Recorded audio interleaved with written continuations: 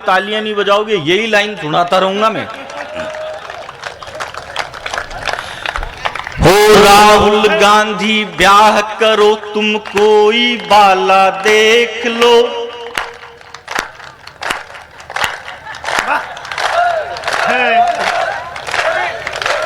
दिल्ली से अमेरिका तक तुम अपना साला देख लो। राहुल गांधी ऐसे में तो दिल्ली का युवराज कहां से लाओगे, कब तक बैंकॉक में रहकर चिंतन करते जाओगे।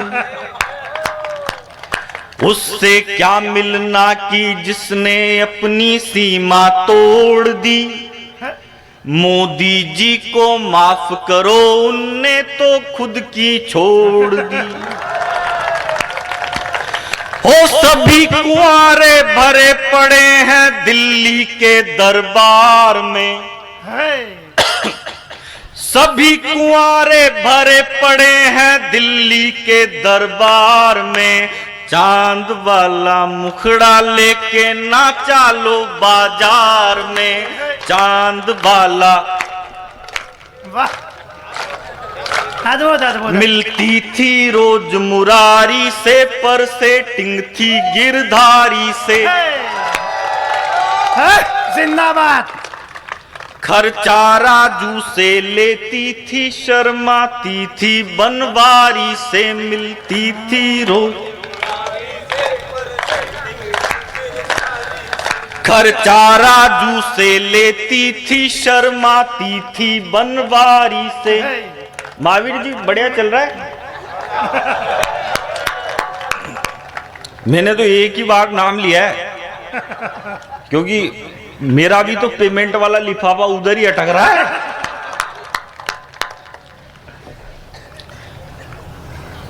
मिलती थी रोज मुरारी से। अच्छा अपने इंडिया में क्या है, अपने को जूते की पॉलिश करवानी हो तो अपन क्या करेंगे, अपन मोची के पास जाएंगे, मोची जूते के रगड़ रगड़ के पॉलिश करेगा, फिर पूछेगा क्रीम लगाऊं।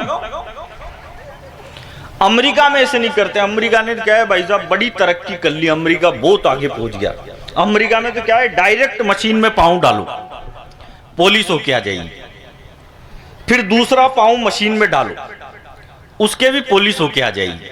लेकिन संकट ये होता है, जैसे ही आप दूसरा पाँव मशीन में डालोगे तो मशीन पाँव पकड़ लेती है, फिर उसमें सिक्का डालो, जब पाँव छोड़ेगी। तो बादल जी ले गए मेरे को अमेरिका में।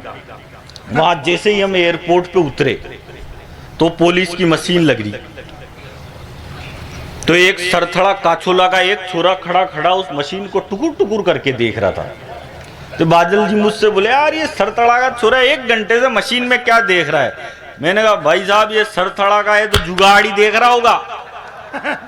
अब वो सरथड़ा वाले ने जुगाड़ भी निकाल लिया। उसने क्या किया, पहला पाँव मशीन में डाला, उसके पॉलिश होके आ गई, और दूसरा पाँव उस मशीन में नहीं डाला, दूसरी मशीन में जाके डाल दिया।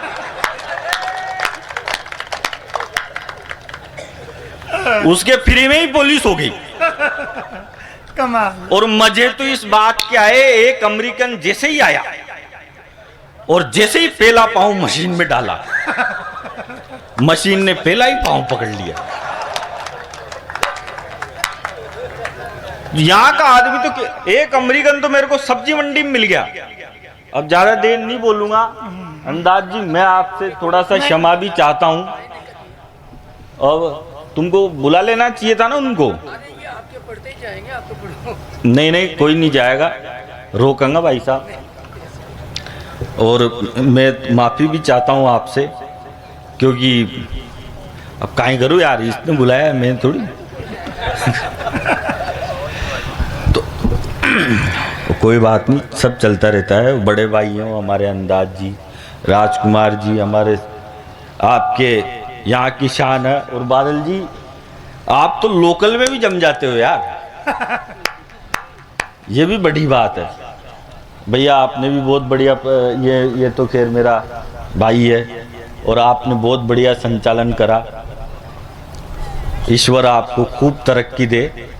अंदाज जी, परमानंद जी ये तो बड़े भाई हैं ही, देवेंद्र वैष्णव तो अब सुपरस्टार बनता ही जा रहा है। हाँ, और अब तो लोडी और करा ली। भाभी जी ने तो अब सिलेंडर खरीद भाई जरूरत ही ना पड़े, इनको थावड़े में खड़ा कर दो और 1 घंटा बाद दर दो फराउटो। अच्छा, एक आदमी की जिंदगी में उसके माथे पे 2 ही औरतें हाथ घुमाती है। ये इसलिए बोल रहा हूं कि ये बच गया। एक आदमी की जिंदगी में उसके माथे पे 2 ही औरतें हाथ घुमाती है, एक तो मां और दूसरी लुगाई। जब मां माथे पे हाथ घुमाती है तो बाल बढ़ते हैं, ग्रोथ स्टार्ट, और लुगाई माथे पे हाथ घुमाती है तो सूपड़ा साफ। अब देवेंद्र जी को देखो, ऐसा लग रहा है जैसे आधे अंता ने हाथ घुमा रखा है। लेकिन देवेंद्र भाई बहुत बढ़िया तरक्की करते जा रहे हैं, करनी भी चाहिए। और 5-7 मिनट में आपको और सुना देता हूं। चिकनी कमर पे तेरी मेरा दिल फिसल गया, स्ट्रोंगली ये जादू तेरा मुझ पे जल गया।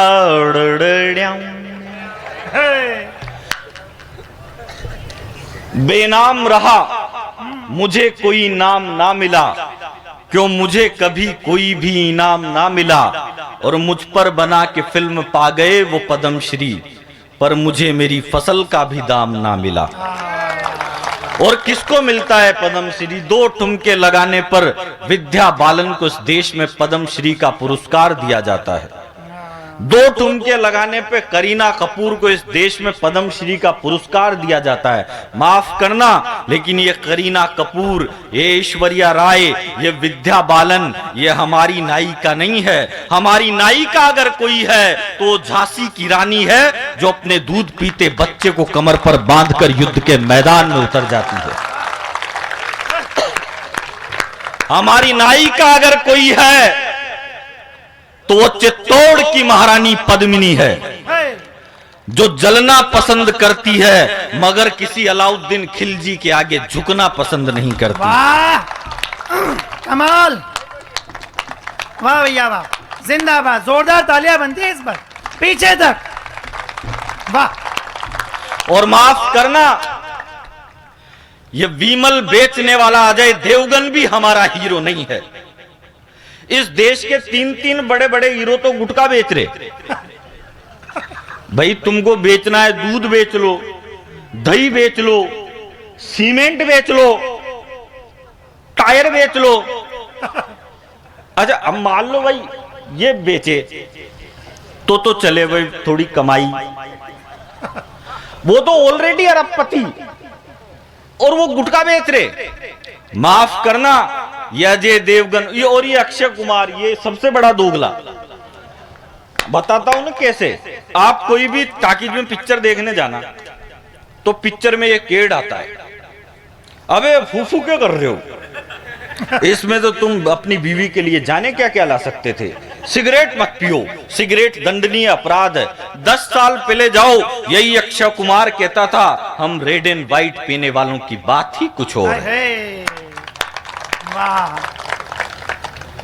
माफ करना, ये अजय देवगन, ये शाहरुख खान, ये हमारे हीरो नहीं है। हमारा हीरो अगर कोई है, और सबसे ज्यादा तालियां चाहिए मेरे को आपकी, अब हमारा हीरो अगर कोई है तो या तो खेत में खड़ा हुआ किसान है, या फिर सीमा पर डटा हुआ जवान है।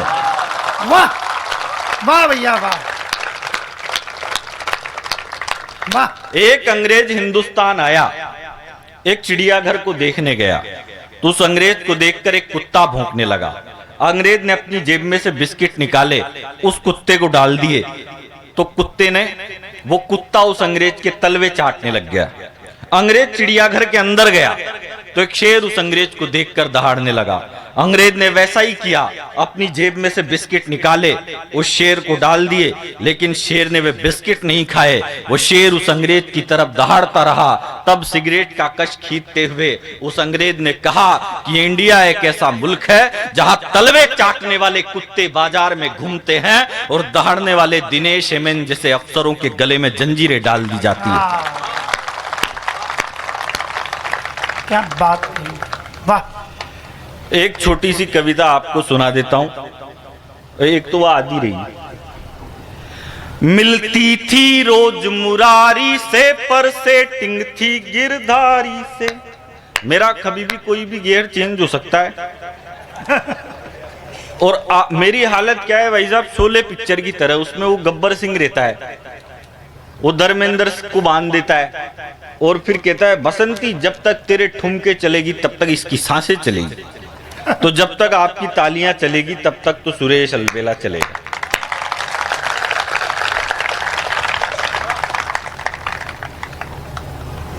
जब हम स्कूल में पढ़ते थे तो एक टिफिन में खाते थे, हम सूखी रोटी लाते थे पर घी का भोग लगाते थे।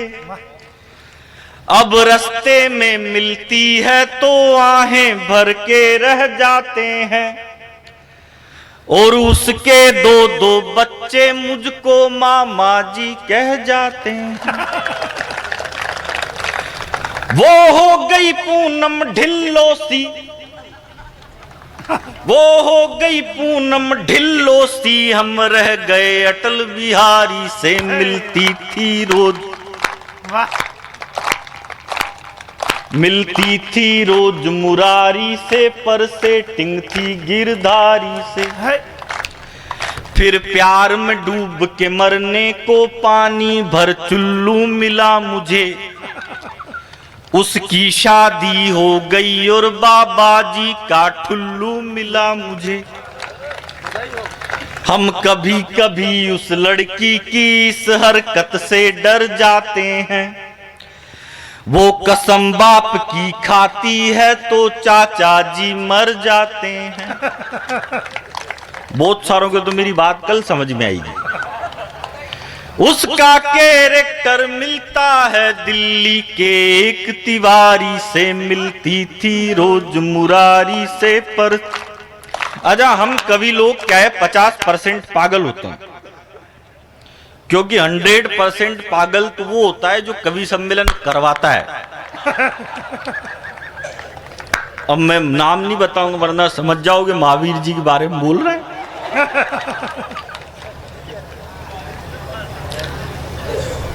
हालांकि महावीर जी बहुत सालों से कवि सम्मेलन करवा रहे हैं और वो आपकी यहाँ की शान है। और बहुत कम से कम 5-7 बार तो नहीं आ गया हूँगा इधर, 3 बार आ गया। मैं तो आपकी बढ़िया रेपुटेशन बढ़ा रहा था ना, डबल करके है। एक छोटी सी कविता मैं आपको सुना देता हूँ, उसके बाद में हम अंदाज भाई साहब को सुनेंगे। और सुनाऊं तो थोड़ी आपकी क्या है यार, तालियां बहुत कमजोर होगी। कि खून से लिखे थे खत, शाही का काम नहीं था, उसके सिवाय और कोई नाम नहीं था। मेरे को जवान लोग बहुत दिख रहे हैं, तो मैं जवानी वाली कविता सुना रहा हूं।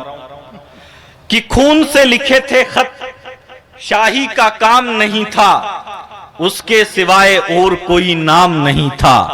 उसने हमारे प्यार को पागल समझ लिया, खुद को किसी की आंख का काजल समझ लिया। उसने हमारे इश्क का ऐसा सिला दिया, अमीर बॉयफ्रेंड से मुझको मिला दिया। बोली ये मेरे नाज व नखरे उठाएगा, मेरे लिए 2 वक्त की रोटी जुटाएगा। मम्मी भी तुमसे शादी को तैयार नहीं है, ये मिलन मेरे डैड को स्वीकार नहीं है। भैया से भी तुम्हारी राम राम नहीं है, कहते हैं उसके पास कोई काम नहीं है। उन पत्थरों के बोझ को सह कर के आ गए, उसको वहीं पे बेवफा कह कर के आ गए। फिर यूं हुआ कि कहर की वो रात आ गई, दहलीज पे उसके कोई बारात आ गई। अब सोच लिया उस पे एतबार क्यों करूं, मैं फिर से किसी बेवफा से प्यार क्यों करूं। फिर से। जिसके लिए टिफिन में हम रखते थे चॉकलेट, होते थे इंतजार में ट्यूशन से रोज लेट, उसके लिए तो खुद के पिताजी से भिड़ गए। आया था जो भी बीच में उसी से लड़ गए, छेड़ा मवाली ने तो बचाने भी गए थे, इतना लड़े कि प्यार में थाने भी गए थे, लेकिन ये सिला मिला तो हैरान हो गए, चंबल में कूदने को परेशान हो गए, जुल्फों में ऐसे उलझे की कायर से हो गए, खुद को संभाल आज हम शायर से हो गए।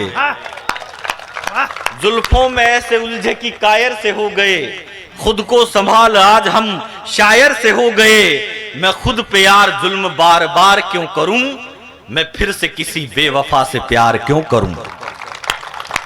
एक लड़की थी दीवानी सी, अक्सर गलियों से गुजरा करती थी, वो लड़की अपने चेहरे पे नकाब रखती थी, एक लड़का उसे देखा करता था, वो लड़का उस लड़की से बहुत प्यार करता था। एक दिन लड़के ने लड़की से कहा, जाने मन अपने चेहरे पे से नकाब तो हटाओ, अपना ये चांद सा चेहरा तो मुझे दिखलाओ। लड़की बोली कि जिस दिन अपनी पहली पिया मिलन की रात हो जाए, जिस दिन तेरा मेरा मिलना हो और बादलों से बरसात हो जाए, उस दिन मैं अपने चेहरे पे से नकाब हटा लूंगी और ये चेहरा आपको दिखा दूंगी।